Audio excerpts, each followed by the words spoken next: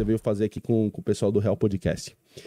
Me fala um pouco de você. Quem que é a Day? Nasceu quando? Onde você nasceu? Você é de São Paulo, não é? Quem que é a Eu sou aqui de São Day? Paulo mesmo. A Day, cara, a Day é uma pessoa muito louca, muito solta, assim, muito curiosa. Coloca no nosso grupo, Juninho. Muito Coloca no nosso curiosa. grupo lá do Instagram, então. Pode ser não, pode ser não. A gente gosta assim, louca. Porque quem a gente vê até os gênios, né? Eles eram tidos como loucos também, Sim, né? sim. E eu sou muito curiosa, sempre fui. Só que eu nasci, assim, minha mãe na época ela era de várias religiões e eu fui a primeira, né, da minha família a me interessar pela religião evangélica. Então ela conta que ela me levava na igreja católica e aí eu via aquelas imagens todas, ficava com medo. E aí uma vizinha falou: leva na evangélica porque não tem imagem nenhuma, então ela não vai chorar. E aí minha mãe levou, só que minha mãe não queria ir, porque eu acho que na época ela era espírita, alguma coisa assim. Então ela me levou. Mas sua mãe era espírita de qual linha? Ela fazia o quê? ela Umbanda? eu acho que é isso aí. Tá. Umbanda ou Quimbanda. É uma dessas aí. E aí ela me deixou lá e eu fui. Fiquei desde então, ela só pediu pro pessoal da igreja, tinha umas senhoras, minha filha e tal. E eu lembro que tinha acampamentos na igreja e minha mãe nunca ia. Então, assim, praticamente eu era propriedade de todo mundo da igreja, né? As senhorinhas todas cuidavam de mim. Quantos anos você tinha? 3 anos. Quanto?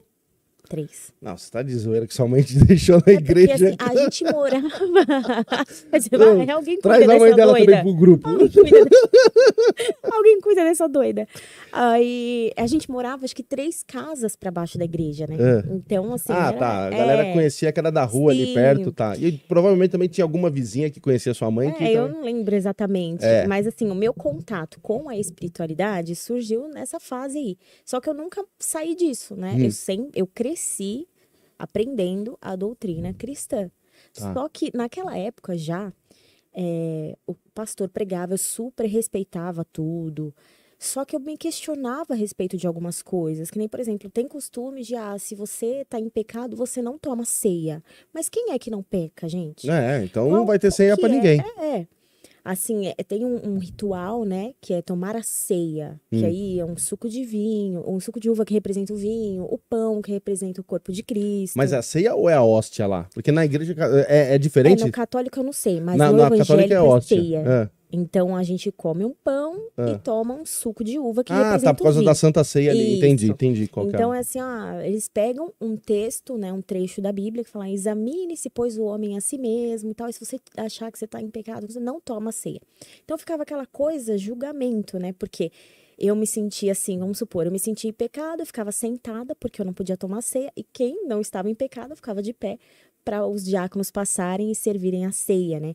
E eu ficava pensando qual que era o sentido disso, porque o que faz eu ser mais pecadora do que essa pessoa que tá de pé? Sim. O que, né? Sim. Se o perdão é igual para todos. Então era uma coisa mais de consciência. Então isso daí eu já comecei a achar errado, porque estava expondo as pessoas, fazendo com que elas se sentissem mais culpadas do que outras. E o que não fazia sentido para mim. Sim. A questão do fato de, é salvo quem aceita Jesus.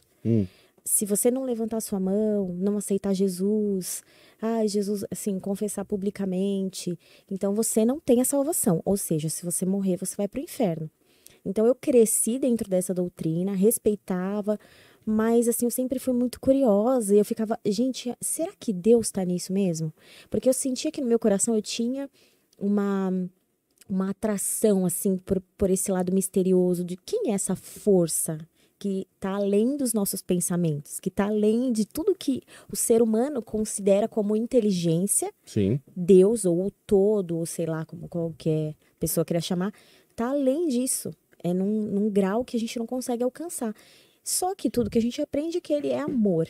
Então eu vi algumas coisas dentro da religião que não eram compatíveis com quem eles mesmos pregavam que Deus era. Cara, eu passei muito isso. Você tá falando quase a minha vida. Um confronto, né? Porque parece que o seu coração fala, mas não é bem assim. Então, hoje ainda eu acho que as pessoas, o fato das pessoas ficarem aleatórias na vida é porque elas mesmas não têm essa atitude de entender quem são, quem é Deus, o que é esse mundo, que dimensão louca é essa que a gente tá? Tá.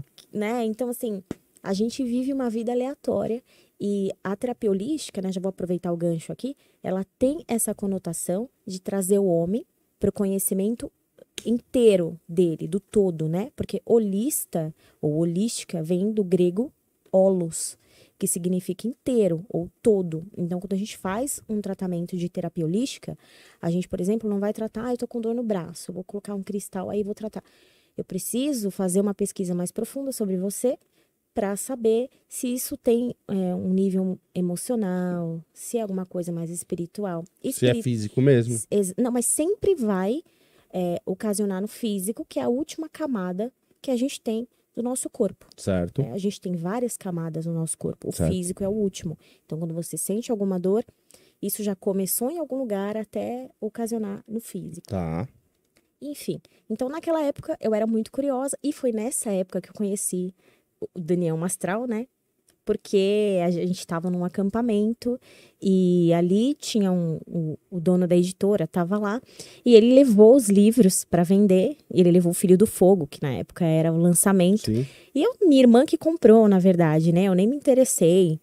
Só que ela não leu. Ela chegou em casa com o livro. Como eu sempre fui a mais curiosa da família, você vai ler? Eu vou ler. Ela não deixava eu pegar. Só que aí eu pegava escondido. E por fim ela não leu, acabou me dando os livros.